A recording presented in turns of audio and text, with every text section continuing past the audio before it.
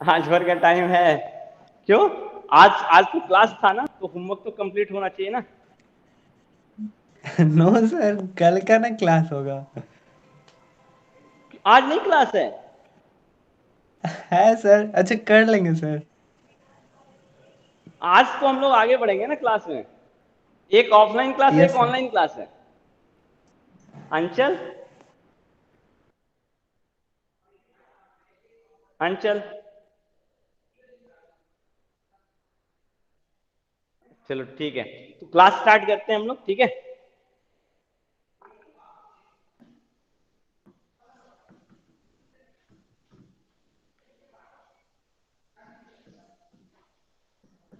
आज हम लोग पढ़ेंगे एक्सरसाइज 4.2, प्रॉपर्टीज ऑफ डिटर्मिनेंट। ये बहुत इंपॉर्टेंट है, ठीक है। सर हाँ बोलो आनंद। 4.3 का 4 नंबर, उसमें सर इक्वेशन पता करना है, line joining 1 2 and 3 6 using determinant.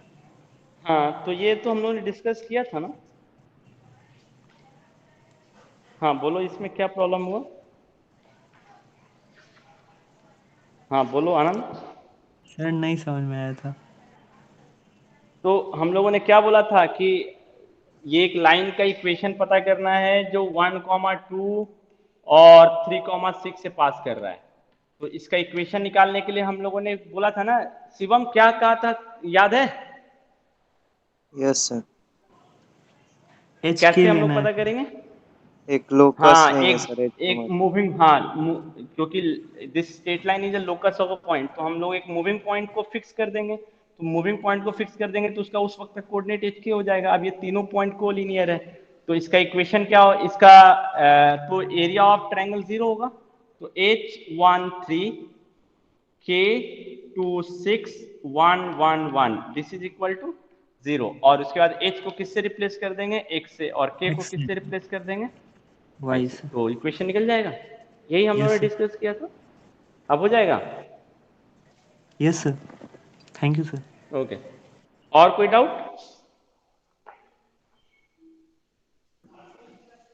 Okay so हम लोग चलो प्रॉपर्टीज ऑफ डिटरमिनेंट स्टार्ट करते हैं। ये इंपॉर्टेंट टॉपिक है, ठीक है।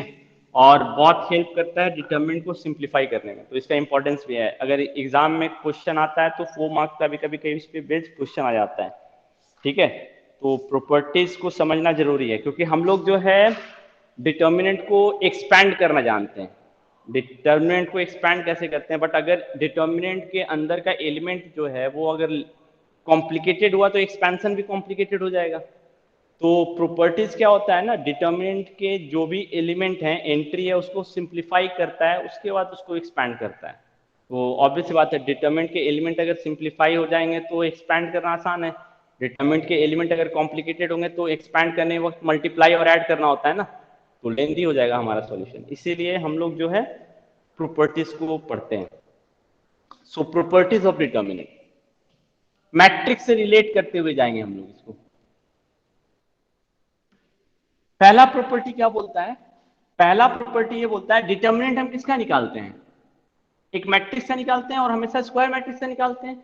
तो अगर डिटर्मिनेंट ए का कुछ है, मान लो ये, और ए ट्रांसपोज का हम डिटर्मिनेंट निकालें, इसका डिटर्मिनेंट भी सेम आएगा। यानी कि ये क्या बोल रहा है, determinant of A and determinant of A transpose they are same. यानी कि ए और मैट्रिक्स और ए मैट्रिक्स का ट्रांसपोज, दोनों का अगर डिटर्मिनेंट निकालोगे ना तो दोनों का वैल्यू सेम आएगा। यानी ट्रांसपोज करने से डिटर्मिनेंट का वैल्यू में कोई चेंज नहीं आता है। ये प्रॉपर्टी सबको समझ में आई? Yes sir. एक एग्जांपल ले लो। अगर तुमको मान लो इसका डिटर्मिनेंट निकालना है, 2 3 - 1 6 5 7 -2 1 9, इसका ट्रांसपोज कर लो। अगर मैट्रिक्स के टर्म में अगर अंदर वाले एंट्री को देखा तो इसका ट्रांसपोज क्या होगा? 2 3 - 1 6 5 7 एंड -2 1 9, दोनों का डिटर्मिनेंट का वैल्यू सेम होगा, ठीक है। ये प्रॉपर्टी सबको समझ में आया? हाँ सर। ओके, सो ये हमारा पहला प्रॉपर्टी हुआ। दूसरा प्रॉपर्टी,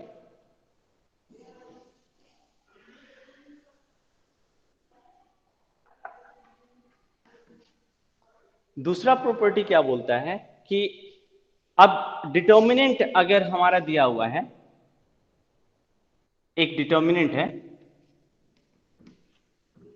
मान लो है A1 A2 A3 B1 B2 B3 C1 C2 C3। तो अगर तुम्हारा डिटर्मिनेंट दिया हुआ है और डिटर्मिनेंट में दो रो या दो कॉलम एक जैसा दिखने लगे, आइडेंटिकल हो जाए। आइडेंटिकल हो जाने का मतलब क्या है कि मान लो अगर यहाँ 2 3 5 है और यहाँ भी 2 3 5 आ गया और तीसरा वाला 7 9 8 है, तो दो रो आइडेंटिकल है ना, इसमें ये दोनों रो क्या है, आइडेंटिकल है। तो इस डिटर्मिनेंट का वैल्यू को कैलकुलेट करने की जरूरत नहीं है, इस डिटर्मिनेंट का जीरो। वैल्यू कितना आएगा, 0 आएगा। यही बोलता है तुम्हारा सेकंड प्रॉपर्टी। समझ में आया सेकंड प्रॉपर्टी क्या है? Yes sir. ठीक है। इसी तरह दो कॉलम भी अगर आइडेंटिकल हो जाए, मान लो 5 9 8 0 3 6 5 9 8, यहां भी दो कॉलम मेरा आइडेंटिकल है 5 9 8 5 9 8, तो इस केस में भी इस डिटरमिनेंट का वैल्यू क्या होगा, 0 होगा। तो सेकेंड प्रॉपर्टी ये बोलता है if any two row or any two column of a determinant are identical then the value of determinant is 0। मैं इसको लिख दे रहा हूं, if any two rows or two columns of a determinant are identical then the value of determinant is 0। then value of determinant is 0। हमको calculate करने की जरूरत नहीं है, हम इसका, ये प्रॉपर्टी के अंदर आ रहा है, हम इसका वैल्यू डायरेक्टली 0 लिख सकते हैं। किसी को कोई कंफ्यूजन है इन दोनों प्रॉपर्टी पे?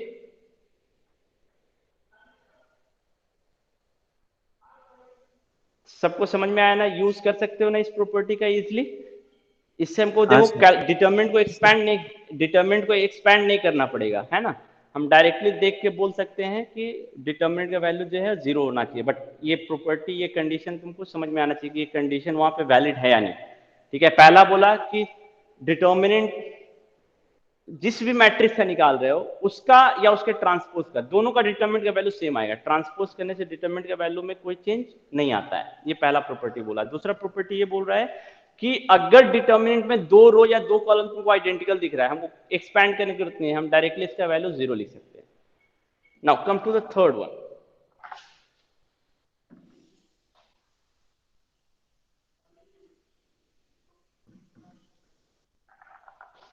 Property number 3। So property number 3 क्या बोल रहा है कि A1 A2 A3 B1 B2 B3 C1 C2 C3। तुम याद करो हम लोगों ने एलिमेंट्री ऑपरेशन जब पढ़ा था तो उसमें एक एलिमेंट्री ऑपरेशन पढ़ा था कि किसी भी दो रो या दो कॉलम को इंटरचेंज कर सकते हैं मैट्रिक्स में। अब वो जो प्रॉपर्टी है ना, वो जो हमारा ऑपरेशन था एलिमेंट्री ऑपरेशन, वो हम इस मैट्रिक्स, इस डिटरमिनेंट में भी अप्लाई कर सकते हैं। बट अब कुछ चेंज होगा। वो क्या बोलता है कि अगर हम इसके दो रो या दो कॉलम को आपस में इंटरचेंज करेंगे, मान लो हम R1 और R2 को इंटरचेंज कर रहे हैं, तो कैसे लिखेंगे? हमको ये प्रॉपर्टी सब यहाँ पे लिखना पड़ेगा, R1 इंटरचेंज विथ R2। तो what will happen now, determinant is a number. तो ये बोलता है कि अगर डिटरमिनेंट में तुम दो रो या दो कॉलम को इंटरचेंज करोगे तो डिटरमिनेंट का साइन चेंज हो जाएगा, क्योंकि डिटरमिनेंट एक नंबर है ना। तो इसके आगे साइन कौन सा दिख रहा है अभी? पॉजिटिव। अगर हम दो रो को इंटरचेंज कर देंगे तो डिटरमिनेंट का साइन चेंज हो जाएगा, यानी कि अभी पॉजिटिव था, ये क्या हो जाएगा, नेगेटिव। कब? जब हम इन दोनों को इंटरचेंज कर रहे हैं, यानी कि B1 B2 B3 यहां लिख दें, A1 A2 A3 यहां लिख दें, और C1 C2 C3 तो अपनी जगह पे है, तो डिटरमिनेंट का साइन चेंज हो जाएगा। अगर तुम फिर से इस पे ही सेम ऑपरेशन अप्लाई कर दो, अब मान लो दो कॉलम को इंटरचेंज कर दें हम, इसमें मान लो हम दो कॉलम को इंटरचेंज कर दें, इन दोनों को इंटरचेंज कर दें, तो हम क्या लिखेंगे तब, C1 interchange with C2, then again the value of determinant will change. तो अभी इसके आगे क्या साइन है, माइनस, तो इसके आगे अब क्या हो जाएगा, फिर से माइनस का साइन अब इसमें कन्वर्ट हो जाएगा प्लस, क्योंकि हमने दो बार ऑपरेशन अप्लाई किया, एक बार ऑपरेशन अप्लाई किया तो प्लस से माइनस, फिर इस पे हम अप्लाई कर रहे हैं तो माइनस से क्या हो जाएगा प्लस। ये प्रॉपर्टी ये बोलता है कि डिटरमिनेंट का जो साइन है वो साइन चेंज हो जाएगा, तो इसके आगे अब क्या हो जाएगा प्लस, कब, जब हम इन दोनों कॉलम को इंटरचेंज कर रहे हैं, तो B2 A2 C2 यहां पर आ गया, B1 A1 C1 यहां पर आ गया, B3 A3 C3। समझ में आया ये थर्ड प्रॉपर्टी क्या बोल रहा है?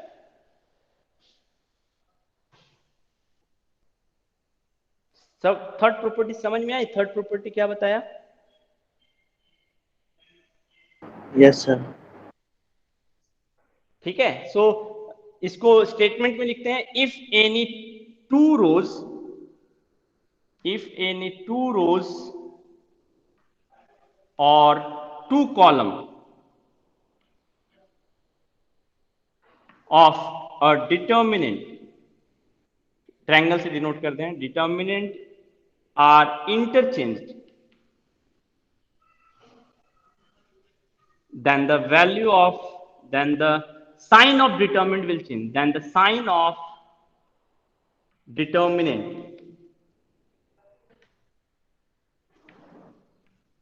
will change। तो डिटर्मिनेंट का साइन क्या हो जाएगा, चेंज हो जाएगा। यही बोलता है तुम्हारा थर्ड प्रॉपर्टी।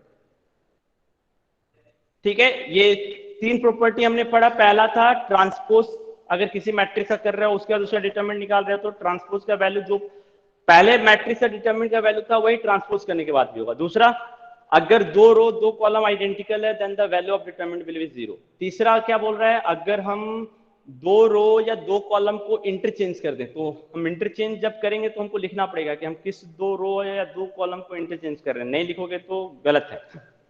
तुम प्रॉपर्टी सही अप्लाई कर रहे हो बट ये लिखना इंपॉर्टेंट है, क्योंकि एग्जामिनर को पता चलना चाहिए कि तुमने कौन सी प्रॉपर्टी अप्लाई की है। ठीक है, तो जब भी दो रो दो कॉलम को इंटरचेंज कर रहे हो तो डिटरमिनेंट का साइन हमेशा चेंज हो जाएगा। ठीक है, now this is the second property. What is the third property? Third property पे आते हैं हम लोग। थर्ड प्रॉपर्टी ये बोलता है कि अब थर्ड प्रॉपर्टी किस सेंस में इंपॉर्टेंट है, ये तुमको ना मैट्रिक्स और डिटरमिनेंट में एक डिफरेंस बताएगा, जो फोर्थ प्रॉपर्टी है। तो फोर्थ प्रॉपर्टी क्या बोल रहा है,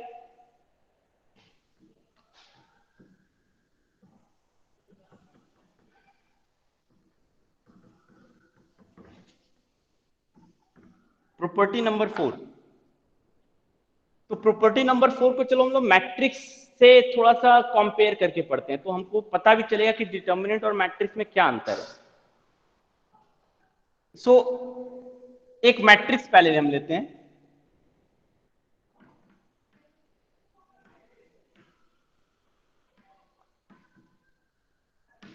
ठीक है, और एक डिटरमिनेंट हम लोग इधर लेते हैं, सेम हम लोग लेते हैं, इसी का हम डिटरमिनेंट भी निकाल रहे हैं, इसी का हम मैट्रिक्स भी निकाल रहे हैं। 3 5 7 2 9 3 6 5 2, दोनों में क्या अंतर है, ये क्या बता रहा है, ये क्या बता रहा है, बताओ ये क्या बता रहा है, ये क्या बता रहा है, अरेंजमेंट है ना, और ये क्या बता रहा है, एक नंबर। अब दोनों में हम मान लो सेम नंबर मल्टीप्लाई कर रहे हैं, इसमें भी -3 मल्टीप्लाई कर रहे हैं, इसमें भी -3 मल्टीप्लाई कर रहे हैं। तो मैट्रिक्स में अगर एक स्केलर मल्टीप्लाई करते हैं तो ये स्केलर कैसे मल्टीप्लाई होता है, इंडिविजुअल से मल्टीप्लाई हो जाएगा सर। सारे एलिमेंट में मल्टीप्लाई हो जाएगा। Yes sir. तो इसका मतलब ये क्या हो जाएगा, -9 -15 -21 -6 -27 -9 -18 -15 -6। लेकिन अब अगर मैट्रिक्स में एक स्केलर मल्टीप्लाई करेंगे, यही प्रॉपर्टी नंबर 4 बताता है, मैट्रिक्स में अगर एक स्केलर मल्टीप्लाई कर रहे हो तो डिटरमिनेंट में अगर एक स्केलर मल्टीप्लाई करते तो मैट्रिक्स की तरह काम नहीं करता है। इसमें ये स्केलर जो है किसी एक रो या एक कॉलम में मल्टीप्लाई होगा, ये तुम्हारा चॉइस है। तुम इसको मैट्रिक्स की तरह सारे एलिमेंट में मल्टीप्लाई नहीं कर सकते हो। या तो तुम फर्स्ट में मल्टीप्लाई कर दो, या सेकंड रो में मल्टीप्लाई कर दो, या थर्ड रो में, किसी एक रो में मल्टीप्लाई कर सकते हो। इसी तरह या तो तुम इसको फर्स्ट कॉलम में मल्टीप्लाई कर दो, या तो सेकंड कॉलम में मल्टीप्लाई कर दो, या तो थर्ड कॉलम में मल्टीप्लाई, ये तुम्हारा चॉइस है। तो मान लो हम इसको थर्ड कॉलम में मल्टीप्लाई कर रहे हैं, तो ये डिटर्मिनेंट मेरा कैसा रहेगा, 3 2 6 5 9 5 14 -21 -9 -6, ये ऐसा होगा। समझ में आया मैट्रिक्स और डिटरमिनेंट में एक स्केलर कैसे मल्टीप्लाई होता है? ये समझ में आया दोनों में डिफरेंस?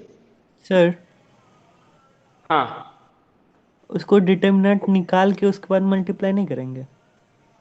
कर सकते हो, ये तुम्हारा। मैं तुमको ये बताया कि अगर तुम नहीं एक्सपैंड कर रहे हो तो कैसे मल्टीप्लाई करोगे।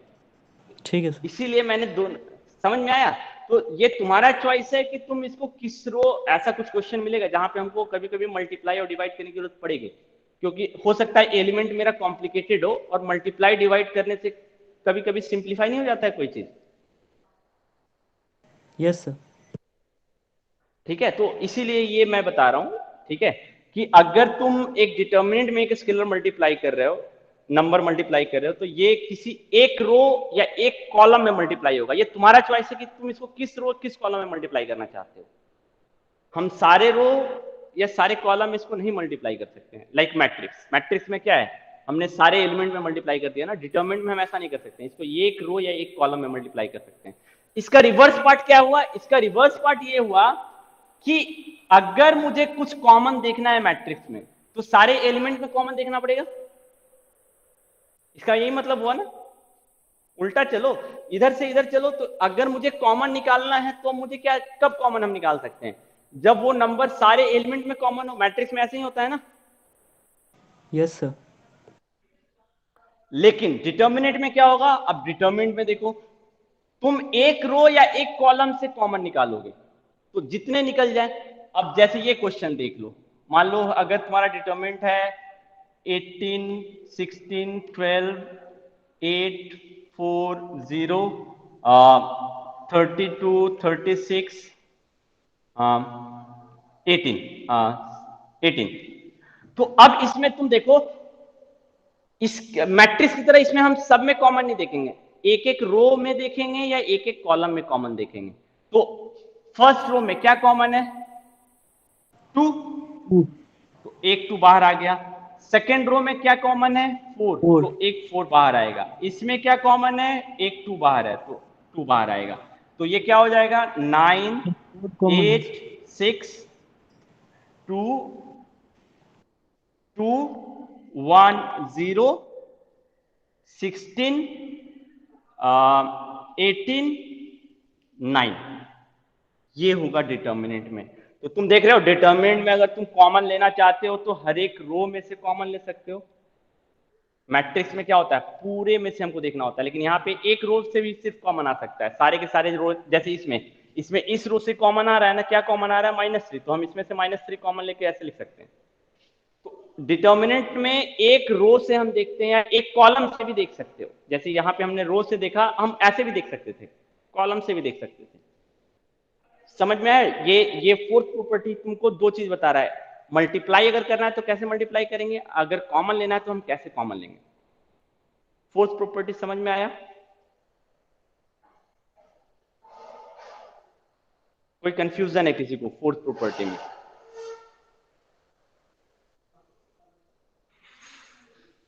कोई कंफ्यूजन? दीपक,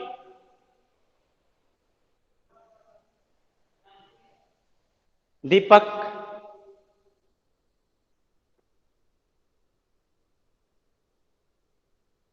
यस सर। हेलो।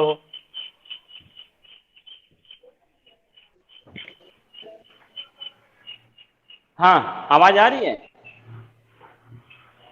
दीपक, दीपक, आवाज आ रही है? हाँ यस सर। सर बीच में कट गई थी। माइक्रोफोन ऑन है तुम्हारा, बोलो। समझ में आया ये? Yes sir. अच्छा, यस सर, समझ में आया आया। ये फोर्थ प्रॉपर्टी? अंचल, अंचल, Yes, sir. ओके। सो ये मेरा फोर्थ प्रॉपर्टी था, जो कि एक नंबर को एक डिटर्मिनेंट से कैसे मल्टीप्लाई करेंगे उसके बारे में बता रहा था। दो बात ये बता रहा था, मल्टीप्लाई कैसे करेंगे, कॉमन कैसे लेंगे, ये फोर्थ प्रॉपर्टी बता रहा था। Now come to fifth property.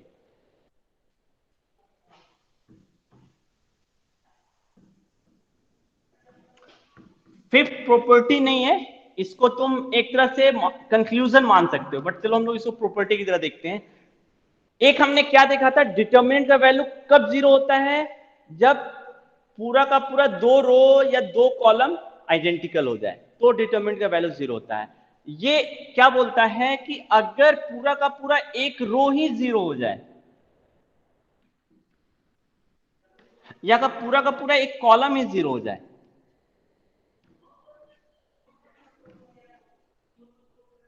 तब भी डिटरमिनेंट का वैल्यू जीरो हो जाएगा। इन दोनों केस में डिटरमिनेंट का वैल्यू जीरो होगा। क्यों? पूरा का पूरा एक रो ही जीरो हो गया। क्यों? तुम खुद देखो, अगर एक्सपैंड हम इसके अलॉन्ग कर देंगे तो zero into something zero plus zero into something sum zero plus zero into something zero हो जाएगा। इस तरह ये इसके अलॉन्ग भी एक्सपैंड कर देंगे तो डिटरमिनेंट का वैल्यू क्या आएगा? जीरो। इसीलिए अगर पूरा का पूरा एक रो या एक कॉलम डिटर्मिनेंट का जीरो है, then also we can say that the value of determinant will be zero। तो ये याद रखते जाना कि डिटर्मिनेंट का वैल्यू जीरो कब कब होता है। हमारे पास अभी तक दो प्रॉपर्टी आया है, एक प्रॉपर्टी जिसमें दो रो या दो कॉलम आइडेंटिकल होता है, then the value of determinant is zero. एक पूरा का पूरा एक रो या एक कॉलम डिटर्मिनेंट का जीरो होता है, then also the value of determinant is zero. अब नेक्स्ट आते हैं, इसी में सिक्स नंबर मैं इसको कर दे रहा हूं एज अ प्रॉपर्टी, ये मेंशन नहीं है। सिक्स नंबर क्या बोलता है कि अगर दो रो या दो कॉलम प्रोपोर्शनल है, then also value of determinant is zero. For example 5 7 11 2 1 3 15 21 33। तुम इसमें ऑब्जर्व करो, ये और ये कॉलम तुम्हारा प्रोपोर्शनल है प्रोपोर्शनल? प्रोपोर्शनल है। प्रोपोर्शनल का मतलब याद है ना क्या है? प्रोपोर्शनल का मतलब क्या है शिवम? सर रेशियो दोनों का सेम हो जाए।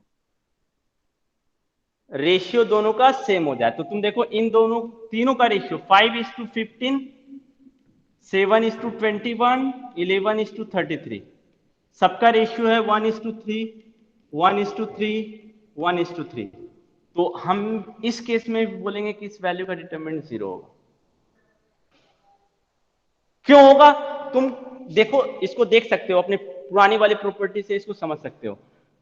इस वाले में 3 कॉमन है ना, एक कॉलम से हम एक पूरा का पूरा नंबर कॉमन ले सकते हैं ना, तो इस वाले से तो 3 दोनों कॉमन ले आइडेंटिकल हो सकते जाए। हैं। तो 3, हाँ, 5 7 11 2 1 3 5 7 11। तो तुम देखो कि ये दो कॉलम आइडेंटिकल हो गए। तो हमने अभी पढ़ा था कि अगर दो कॉलम आइडेंटिकल होता है then value of determinant is zero. So 3 into zero it will be zero. So तुम देखो, ये इसीलिए इंपॉर्टेंट है कि ये तुमको बता रहा है कि कब कब वैल्यू ऑफ डिटरमिनेंट जीरो होगा। तो हमको 3 केस मिला है जब डिटरमिनेंट का वैल्यू जीरो होगा। 1-2 मार्क्स में कभी कभी आता है, without expansion prove that the value of determinant is zero. तो बिना एक्सपैंड किए हुए कैसे डिटरमिनेंट का वैल्यू जीरो दिखाओगे? तो तुमको यानी कि ये प्रॉपर्टी यूज करना पड़ेगा। या तो पूरा का पूरा एक रो या एक कॉलम जीरो दिखा दो, या तो दो रो आइडेंटिकल दिखा दो, या दो कॉलम आइडेंटिकल दिखा दो, या फिर दो रो या दो कॉलम को प्रोपोर्शनल दिखा दो। अगर ये तीनों में से कोई एक हम डिटरमिनेंट में अप्लाई कर पाते हैं, देन बिना एक्सपेंशन, हमको एक्सपेंड नहीं करना पड़ रहा है ना, बिना एक्सपेंशन के हम बोल सकते हैं कि मेरे डिटरमिनेंट का वैल्यू जीरो होगा। आया समझ में?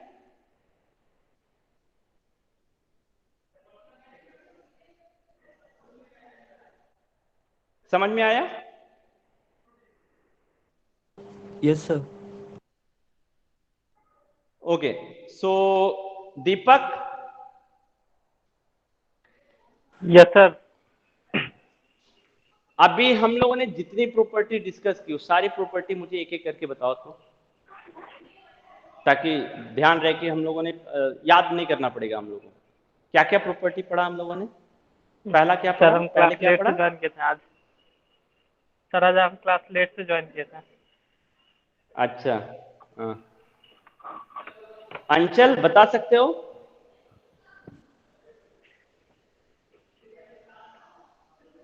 अंचल, यस सर।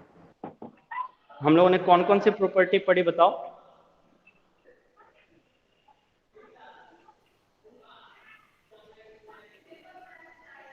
मल्टीप्लिकेशन वाला कि ये पहले डिटरमिनेंट और मैट्रिक्स को अगर हम को एक नंबर से मल्टीप्लाई करते हैं तो फिर मैट्रिक्स में अरेंजमेंट मतलब इंडिविजुअल से करना पड़ता है मल्टीप्लाई, और हम्म, डिटरमिनेंट में एक कॉलम या फिर एक रो से मल्टीप्लाई करना पड़ता है। इसी का दूसरा पार्ट भी था, क्या था?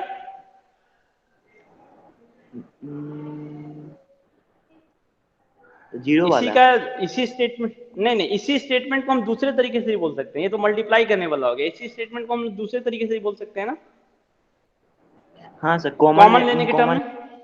हाँ सर। हाँ, क्या बोल सकते हैं बताओ?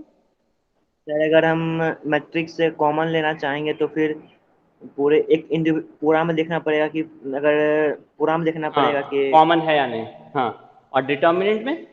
डिटरमिनेंट में कोई एक कॉलम या फिर एक रो से ले सकते हैं। ओके, एक प्रॉपर्टी और बताओ।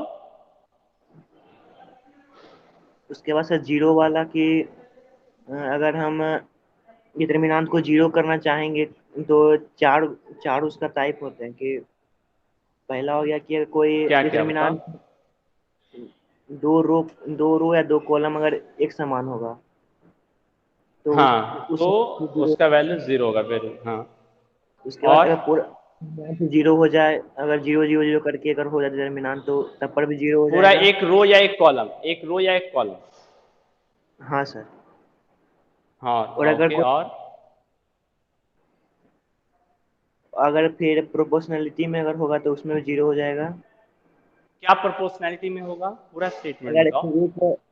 एक कॉलम दूसरे के प्रोपोर्शनल में होगा तो, या फिर एक हाँ, रो एक दूसरे। रो अगर दूसरे रो के प्रोपोर्शनल होगा या एक कॉलम दूसरे कॉलम के प्रोपोर्शनल होगा, then also the value of determinant is zero. और ये जीरो। तो चार प्रॉपर्टी हुई, दो प्रॉपर्टी और बची क्योंकि हम लोग 6 नंबर तक पढ़े हैं ना। हाँ सर। दो प्रॉपर्टी और है, बताओ।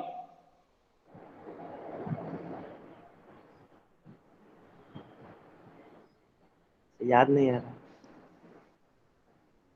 Shivam, yes sir. क्या और दो प्रॉपर्टी बचा जो अंचल ने छोड़ दिया? Sir determinant of A matrix is equals to determinant of उसी मैट्रिक्स का ट्रांसपोज लेंगे या उसका डिटर्मिनेंट दोनों इक्वल होगा। हाँ, इक्वल होगा। ओके, और एक बचा। पांच ही हो गया, 6 तक हम लोग पढ़े हैं, 6 नंबर और तक है, सर तो एक और क्या है? किसी रो या कॉलम को हम मैट्रिक्स में इंटरचेंज करते हैं तो साइन अपोजिट हो जाता है। हाँ, साइन डिटरमिनेंट का चेंज हो जाता है। ओके, सो ये टोटल 6 हम लोगों ने पढ़ा है, तो इस पे बेस्ड पहले हम लोग कुछ क्वेश्चन कर लेते हैं, ठीक है? उसके बाद दो प्रॉपर्टी और बचेगा, ठीक है? तो हम लोग उस प्रॉपर्टी को देखेंगे। तो पहले हम लोग क्या है कि इस पे बेस्ड जो क्वेश्चन है वो कुछ कुछ क्वेश्चन देख लेते हैं, तो एक आइडिया आ जाएगा, ठीक है?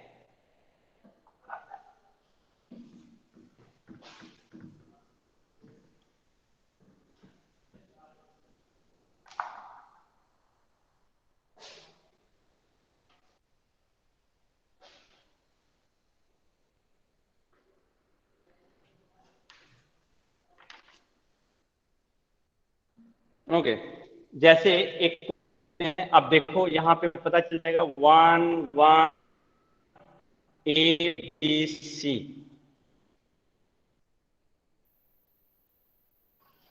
ए बी सी, और B C, C A B. नहीं, ये नहीं, थोड़ा सा चेंज करना पड़ेगा इसमें। हाँ,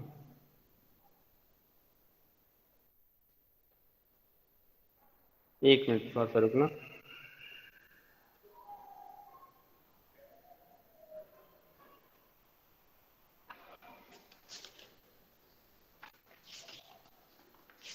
इस पे बेस्ड क्वेश्चन,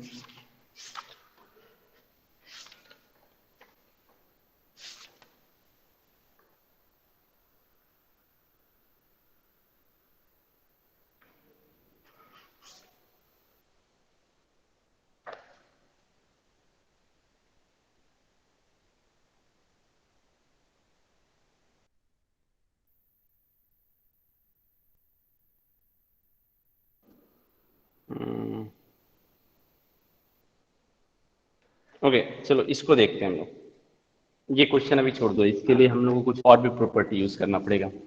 ये question 100 to 18 36 1 3 4 17 3 6 without expansion prove that the value of determinant is 0। कैसे प्रूफ करोगे बताओ? जितनी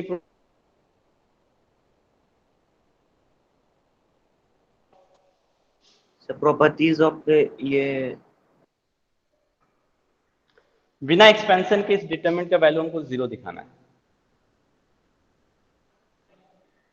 प्रोपोर्शनल से हो जाएगा, कॉलम रो 3 और रो 1 पे प्रोपोर्शनल है ना, इसलिए 1:6 के। क्या होगा?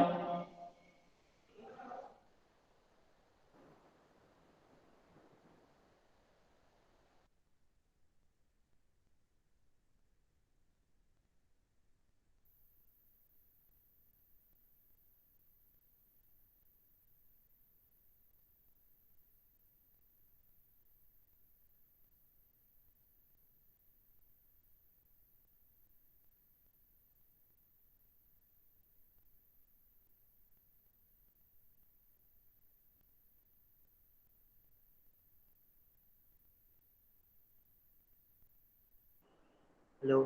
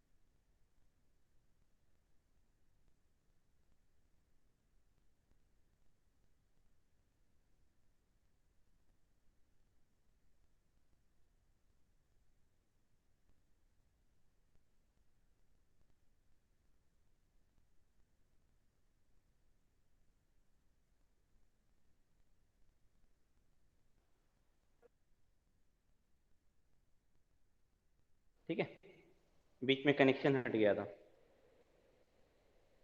आवाज आ रही है ना मेरी सबको? Yes sir. ओके, हाँ तो मुझे बताओ इसमें कौन सी प्रॉपर्टी की मदद से हम इसका वैल्यू बिना एक्सपेंशन के 0 दिखा सकते हैं? प्रॉपर्टी यूज करें R1 और R3 का रेशियो सर लेके कर सकते हैं। R1 R3 का रेशियो, ये दोनों प्रोपोर्शनल है। देखो ये दोनों प्रोपोर्शनल है। 100:17 is proportional to 18:3 is proportional to 36:4 है। कितना होगा? 6:1 is proportional to 6:1 है ना, is proportional to 6 तो नहीं आ रहा है इसमें, 6 अच्छा सॉरी यहाँ 6 है ना, 6:1 है ना, है। आया समझ में सबको? मेरी आवाज आ रही है कि नहीं? हाँ सर। Yes sir. तो देख रहे हो ना, प्रॉपर्टी से अगर तुम इसको एक्सपैंड करने जाओगे तो तुम खुद सोचो कि तुमको मल्टीप्लाई अधिक करना पड़ेगा, लेकिन प्रॉपर्टी जो है इसके कैलकुलेशन को देखो कितना इजी बना रहा है। ये क्वेश्चन तुमको ये बता रहा है कि अगर हम एक्सपेंशन पे जाएंगे तो फिर ये प्रॉब्लम टाइम अधिक लेगा। अगर प्रॉपर्टी से सॉल्व करें तो 1 से 2 मिनट, 1 मिनट भी ले रहा है, 2 मिनट तो नहीं लेगा मेरे ख्याल से। ठीक है, सो प्रॉपर्टी को तुमको ध्यान रखना पड़ेगा। ओके, अब एक नेक्स्ट आते हैं प्रॉपर्टी पे। ये प्रॉपर्टी तुमको थोड़ा सा अलग है। ठीक है, ये प्रॉपर्टी अभी तक हम लोगों ने ऐसी प्रॉपर्टी नहीं देखी है। मान लो एक डिटर्मिनेंट है a + b b + c A plus C, A minus B, B minus C, A minus C, A plus C, B plus B minus C and A plus B, ऐसे प्रॉपर्टी, ये है determinant. तो ये तुमको property बोलता है ना कि तुम इस डिटर्मिनेंट को किसी एक रो या एक कॉलम, ये तुम्हारा चॉइस है कि तुम किस रो किस कॉलम को चुनते हो, ठीक है। एक बार में एक ही रो या एक ही कॉलम को चुन सकते हो, पहला ये बोलता है। अब ये क्या तुमको बोलता है कि एक रो को, मान लो मैंने इस रो को चुना, तो इस रो के लॉन्ग इस डिटर्मिनेंट को तुम दो डिटर्मिनेंट में स्प्लिट कर सकते हो। और हम इसको कैसे लिख सकते हैं, इस रो के लॉन्ग हम इसको स्प्लिट करेंगे तो हम लिखेंगे ए plus B, B plus C, A plus सी है ना, तो हम इसको लिख सकते हैं A B C, A B ए। और नीचे में हम स्प्लिट नहीं करेंगे, हम एक रो या एक कॉलम के लॉन्ग स्प्लिट करें तो हम सिर्फ उसी रो के एलिमेंट को हम स्प्लिट करेंगे। तो हम इसको लिख सकते हैं A B A minus B, B minus C, A minus C, A plus C, B minus C, A plus B plus, ठीक है, B C C, A minus B, B minus C, A minus C, A plus C, B minus C, A plus B. ये समझ में आया property? ये थोड़ा सा typical है बट समझ सकते हो, बहुत टफ नहीं है। Yes sir. तुम जिस रो या जिस कॉलम को चुनना चाहो, ये तुम्हारा चॉइस है। अगर मान लो इसी को हम R3 C2 के लॉन्ग स्प्लिट करना चाहते थे तो हम इस डिटरमिनेंट को लिख सकते थे ऐसे, a प्लस बी R2, ये इसके लॉन्ग स्प्लिट करना चाह रहे हैं C2 के लॉन्ग, तो इस डिटरमिनेंट को कैसे लिखेंगे, a plus B, a minus B, a plus C, b b b, a plus C, a minus C, a plus B plus a plus B, a minus B, a plus C, C C C, तो minus C minus C minus C, A plus C, A minus C, A plus B. समझ में आया? कोई doubt है? Sophia, yes sir. Sir समझ में आया ये प्रॉपर्टी? सर सेकंड में माइनस सी नहीं, कहां पर? बी प्लस सी के जगह पे सेकंड में, हाँ यहाँ प्लस सी, हाँ यहाँ प्लस सी होगा, हाँ माइनस सी नहीं होगा, प्लस सी होगा, ठीक है। अब किसी को कोई कंफ्यूजन है ये प्रॉपर्टी पे? सर एक ही तोड़ेंगे या सबको तोड़ सकते हैं? एक बार में एक ही रो या एक कॉलम के लॉन्ग तोड़ सकते हो, तुम सारे रो को एट ए टाइम नहीं तोड़ सकते हो, ठीक है। ठीक है। अब जैसे हम इसमें तुम फिर से किसी एक रो में अप्लाई करो या इसमें फिर से किसी एक कॉलम में अप्लाई करो, एक बार में एक रो या एक कॉलम को ही तोड़ सकते हैं, एक साथ हम सारे रो या सारे कॉलम में ये प्रॉपर्टी अप्लाई नहीं कर सकते, ठीक है। Yes sir. इसका दूसरा, इसी प्रॉपर्टी को तुम दूसरे तरीके से समझो, ये तुमको दो डिटरमिनेंट को ऐड करने का तरीका ही बता रहा है। हम कब दो डिटरमिनेंट हैं, जब उसका, अब जैसे देखो इसमें दो रो बिल्कुल सेम दिख रहा है ना, दो रो बिल्कुल सेम दिख रहा है R2 और R3, तो हम R1 और R2 को ऐड करके ऐसे लिख सकते हैं। ये तुमको दो डिटरमिनेंट को ऐड करने का तरीका ही बता रहा है कि हम कब दो डिटरमिनेंट को ऐड कर सकते हैं, जब उसके दो रो या दो कॉलम एक जैसे दिखे, तो जो नहीं दिख रहा है हम उसको ऐड करके इसको एक डिटरमिनेंट बना सकते हैं। तो ये दोनों को अगर हमको ऐड करना है तो ये दोनों जैसा है वैसा लिखा जाएगा और इन दोनों को हम ऐड कर देंगे। आया समझ में? ये प्रॉपर्टी तुमको दो तरीके से समझना है, अगर स्प्लिट करना है तो कैसे स्प्लिट करेंगे, और अगर हमको ऐड करना है तो कैसे ऐड करेंगे। आया समझ में?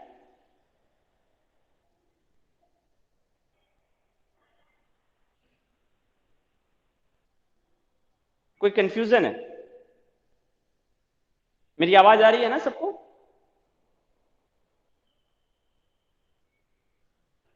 मेरी आवाज आ रही है? Yes sir. Yes sir. हाँ सर। तो इसका इसका दो पहलू है ना, एक है स्प्लिट करने वाला और दूसरा है दो डिटरमिनेंट को ऐड करने वाला भी। कब हम दो डिटरमिनेंट को ऐड करेंगे, तो दोनों में कोई कंफ्यूजन नहीं है, ठीक है। सो अब आते हैं, ये हो गया हमारा प्रॉपर्टी नंबर 7। अब एक आखिरी प्रॉपर्टी है हमारी 8th प्रॉपर्टी, ये हम लोग ऑलरेडी जानते हैं, ठीक है, ये हमने एलिमेंट्री रो ऑपरेशन में भी यूज किया है।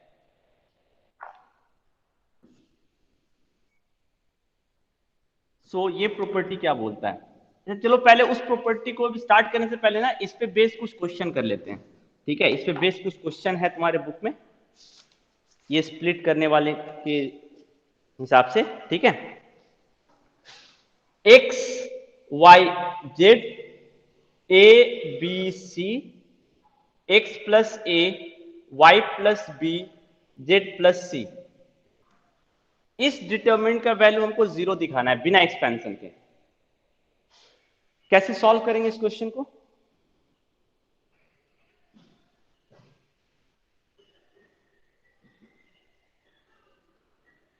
सर पहले C3 को तोड़ देंगे।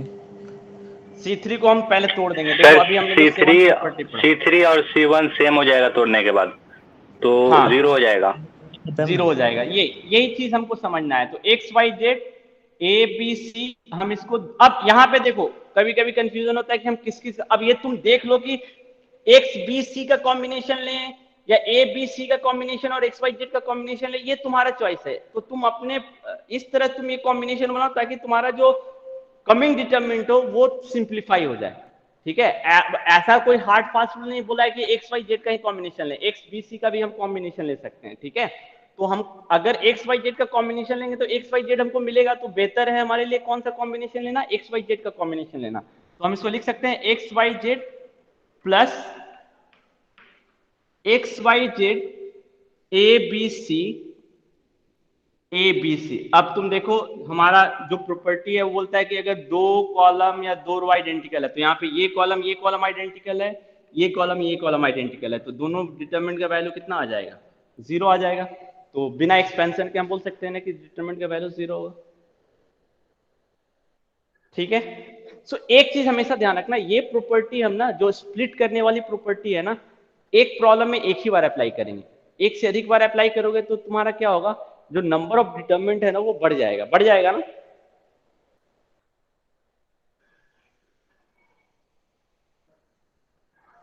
ठीक है, तो ये जो स्प्लिट करने वाली प्रॉपर्टी है ना, इसका हम एक प्रॉब्लम में एक ही बार यूज करेंगे। एक से अधिक बार यूज करेंगे तो तुम खुद देखो कि एक बार यूज किया तो दो डिटरमिनेंट, अब इसमें यूज करेंगे तो इससे भी दो, इससे भी दो, टोटल 4 डिटरमिनेंट आ जाएंगे। तो 4 डिटरमिनेंट के साथ काम करना टफ हो जाएगा फिर। तो इसीलिए इस प्रॉपर्टी का यूज हम लोग जो है एट मोस्ट ये वन टाइम ही करते हैं, उससे अधिक करना फिर जो है तुम्हारे प्रॉब्लम को हो सकता है कॉम्प्लिकेट कर दे। तो इसलिए थोड़ा सा हम लोग कभी कभी इसके यूज से बचते भी हैं, बट अगर कहीं पे ये यूजफुल रिजल्ट दे रहा है तो हम लोग इसका यूज भी करते हैं, ऐसा नहीं है कि नहीं यूज करते हैं, ठीक है। तो ये हो गया मेरा प्रॉपर्टी नंबर 6, प्रॉपर्टी नंबर 7। अब प्रॉपर्टी नंबर, हाँ बोलो निहाल। सर इसको फर्दर फिर कैसे कर सकते हैं, जो ब्रेक डाउन कैसे कर सकते हैं इसको फर्दर, फिर इसको तो ब्रेक आप नहीं इस कर केस सकते है में ना। नहीं कर, नहीं इसमें मैं बोला कि अगर जहां ब्रेक करने का पॉसिबिलिटी बन रहा है तो वहां पे हम फिर से ब्रेक नहीं करने जाएंगे, अच्छा ठीक है ठीक सर। है। नहीं तो क्या होगा कि 4 नंबर ऑफ डिटरमिनेंट्स क्या हो जाएंगे, बढ़ जाएंगे ना, ठीक है।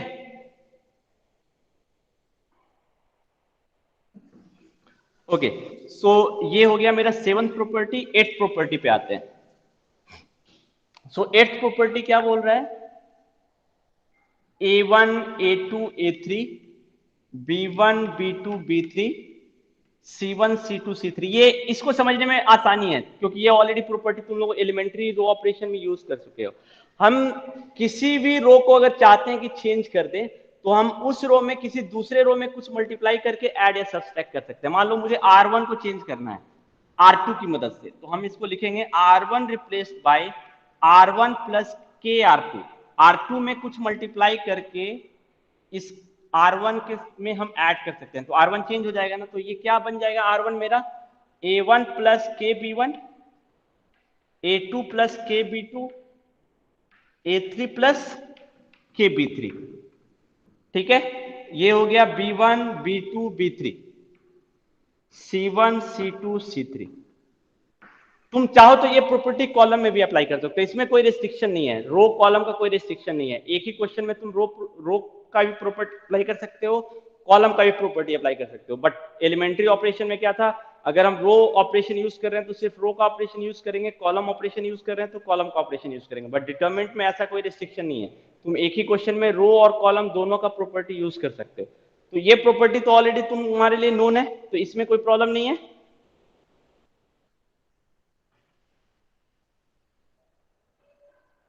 ठीक है,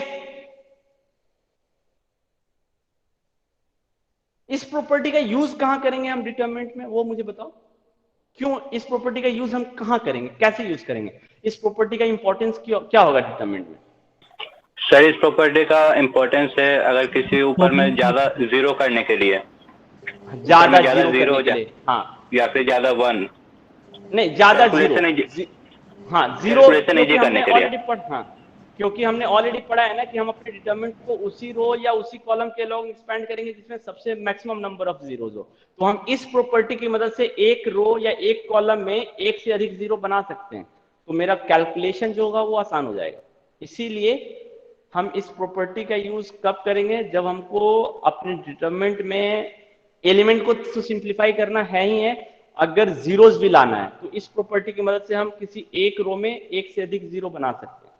ठीक है, तो उस केस में हम इस प्रॉपर्टी का यूज करेंगे। फॉर एग्जांपल चलो एक क्वेश्चन देखते हैं, जैसे ये question low, 1 1 1 BC CA AB A into B plus C, B into C plus A and C into A plus B। बिना एक्सपेंशन के हमको प्रूफ करना है कि इस डिटरमिनेंट का वैल्यू जीरो होगा, तो कैसे प्रूफ करेंगे?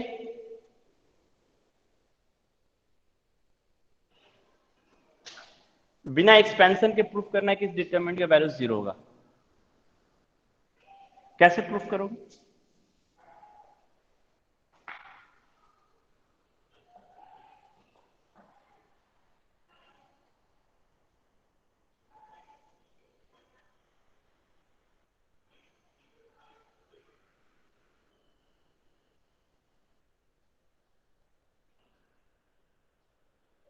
बताओ, कोई बताएगा कैसे प्रूफ करेंगे कि इस डिटरमिनेंट का वैल्यू जीरो होगा बिना एक्सपेंशन के?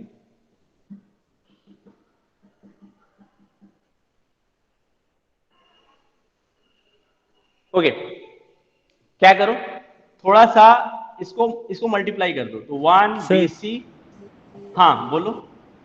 C3 में C2 घटाएंगे पहले, C3 में C2 घटाओगे तो नहीं, C2 घटाने से पहले इसको सिंप्लीफाई कर लेते हैं, उसके बाद देखो कि C2 घटाने से कोई फायदा होगा या नहीं।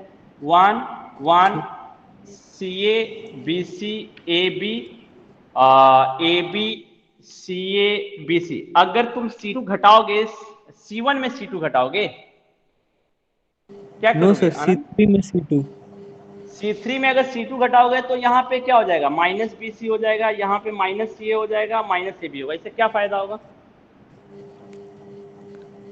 नो सर कुछ नहीं, हमको लगा सर कट जाएगा इसलिए बोल रहा था। नहीं, लेकिन तुम घटाने के जगह ऐड कर दो जरा इसको, उसके बाद कॉमन ले लेंगे तो आइडेंटिकल आ जाएगा। C3 replace by C3 plus C2, ये काम करो, यानी C3 को हम किससे चेंज कर रहे हैं, C3 में C2 को ऐड करने के बाद चेंज कर रहे हैं, तो ये क्या हो जाएगा मेरा 1 1 1 BC CA AB, अब ये हो जाएगा AB plus AC plus BC, BC plus AB plus CA, CA plus BC plus AB। अब तुम ऑब्जर्व करो ये तीनों सेम है, तो हम इसको कॉमन ले सकते हैं थर्ड कॉलम से, तो बाहर में क्या कॉमन आएगा, AB plus BC plus CA common आ गया, तो क्या बचा 1 1 1 BC CA AB AB plus AC plus BC BC plus A, sorry अब तो ये 1 हो गया, 1 1 1 कॉमन ले लिया हमने।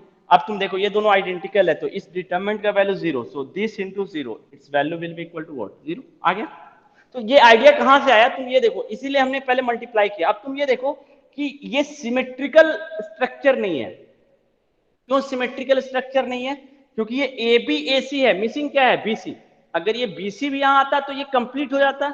इसी तरह यहाँ पे बीसी ए बी है, मिसिंग क्या है एसी, तो अगर एसी आता तो ये पूरा कंप्लीट हो जाता। सी ए बी सी है, ए बी मिसिंग है, तो अगर ए बी आता तो पूरा ये कंप्लीट हो जाता। और इसको कंप्लीट करने के लिए देखो जो जो पार्ट मिसिंग है वो उसके बगल में है, तो इससे हमको साफ पता चल रहा है कि अगर C3 में हम C2 को ऐड करते हैं then the value of determinant will be equal to 0, है ना? समझ में आया?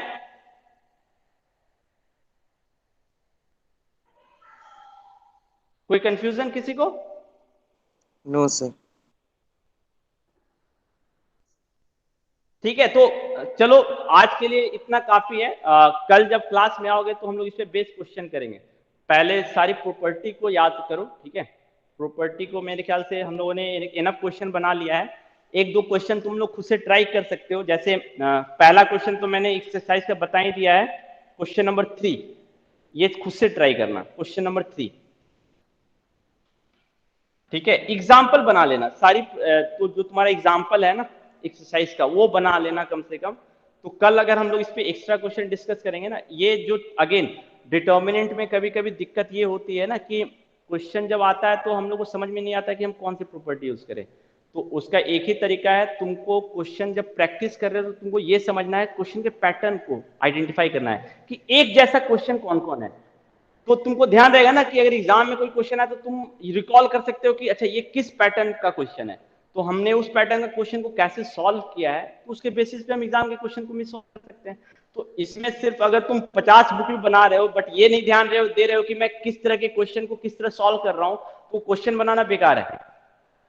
डिटरमिनेंट में ये एक ड्रॉबैक है, अगर तुम क्वेश्चन सिर्फ आंख बंद करके बना रहे हो, तुम नहीं समझ रहे हो कि मैं किस पैटर्न के क्वेश्चन को कैसे बना रहा हूं, तो फिर डिटरमिनेंट में प्रॉब्लम होगी। एग्जाम में तुमको समझ में नहीं आएगा, एग्जाम में फिर याद ही नहीं रहेगा कि इस तरह के क्वेश्चन को हमने कैसे बनाया है।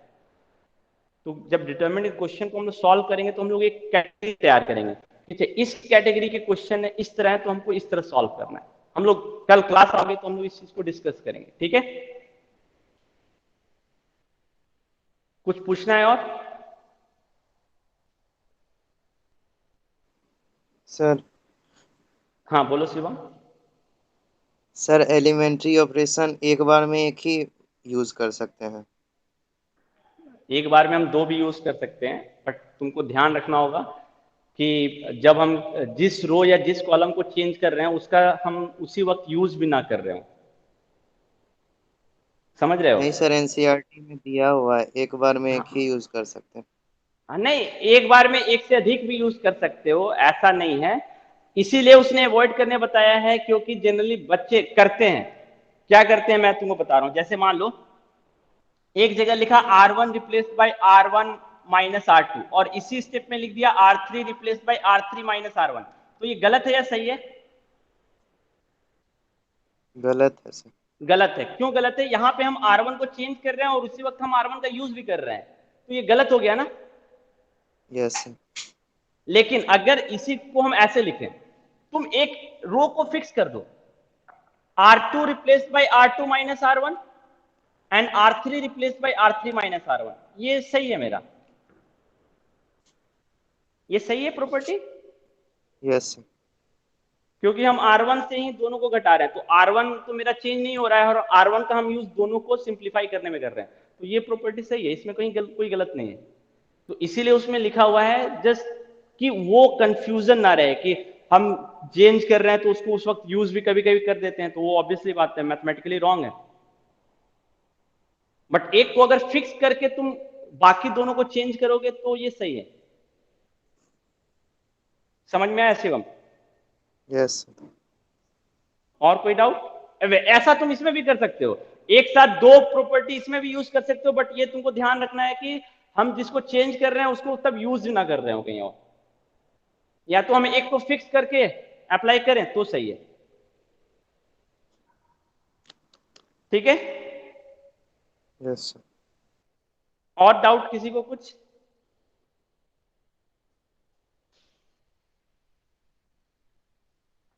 नहीं, सर होमवर्क बन होमवर्क बन गया? यस। अच्छा चलो ठीक है, तो ठीक है फिर कल हम लोग मिलेंगे क्लास में। ठीक है, क्लास खत्म करते हैं फिर। Okay sir.